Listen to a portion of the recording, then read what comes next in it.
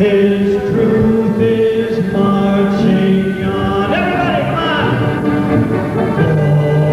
Glory, glory, hallelujah. Glory, glory, hallelujah.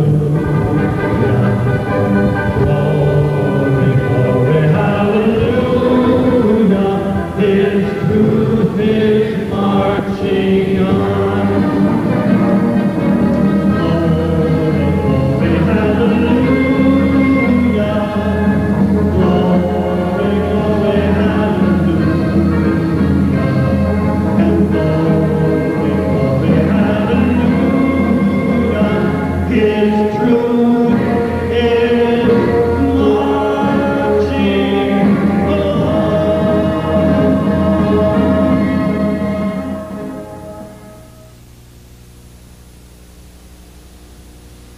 I would like to introduce to you my friend, the Speaker of the House, Newt Gingrich.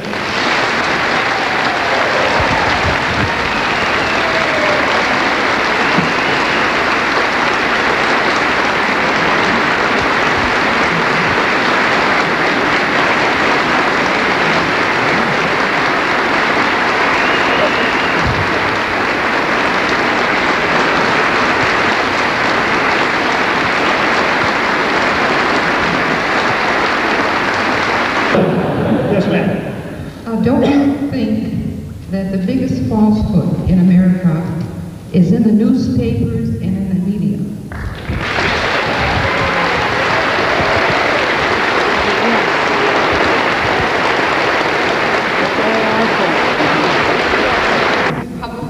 Republican or Democrat. I certainly know what I would read.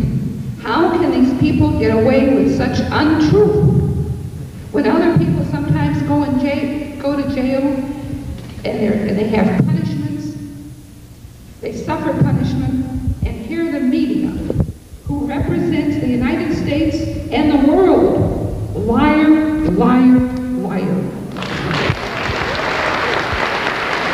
The media and get your scholarship, and you'll change the importance of learning. The other thing I would say is that when you graduate from school, whether it's private or public, the school should have to certify you.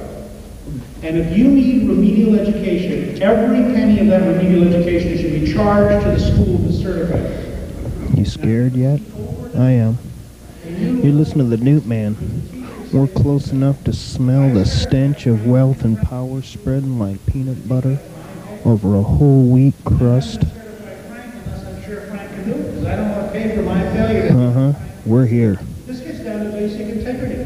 Taxes leading to greater investment and greater job creation, so more people are at work with higher incomes, so they pay more in revenue because they're earning more, is actually in the long run, you know, there are limits to it, but the truth is that model works. And the fact is, if you look either at the 1960s or the 1980s in America, if you look at the 19th century in Britain, I mean, there's no question that this works. Now, that doesn't mean you have no taxes, but there is a point where taxes get too high. I mean, I thought it was remarkable that President Clinton could go to Houston and say to an audience in October of last year, "I'll bet you think I raised your taxes too much. Well, I agree with you." Turn around and in December veto the tax cuts that we put in, that if he meant anything he said in October, he should have vetoed. So I'd start with the idea that taxes are too high today, that the tax increases of 1990 and 1993 were wrong. I oppose both of them. That we ought to have a tax cut. We have voted for them twice now. We'll vote for them again this summer. It's so wide and so dramatic that in the end they get 16 is a surprisingly easy election. Yes, sir. Mr. Speaker, Stoney Burke, Stoney Speaks TV. In the recent cuts in social programs, don't you think that the CEOs should be taking a pay cut as well as poor people? I mean, I guess I'm asking, how do you define corporate responsibility? That's what I'm asking. Okay. You may not have heard my earlier chat. Since we increased Medicare by 7% a year, since we increased Medicaid, since welfare spending goes up under our program, but we reform it to require work, since school lunch programs increase every year, what were you referring to? I'm referring to CEOs making $500,000 while homeless people are in shelters at night in Washtenaw County. Well, in the first place, we have a federal program that spends several $billions a year on homeless people.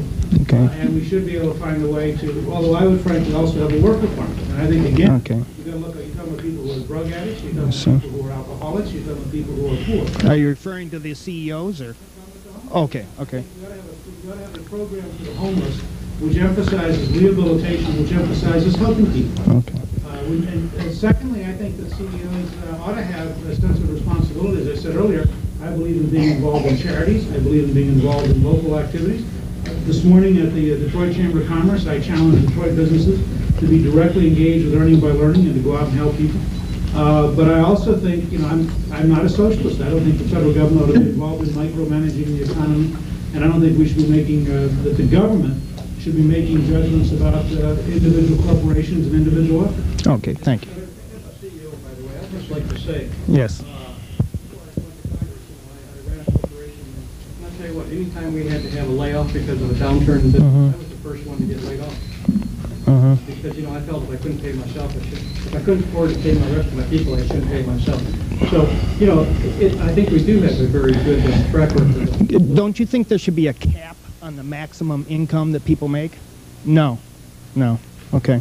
Campaigning on the American people's issues, and we're campaigning on the things the American people believe in. Thank you all very, very much.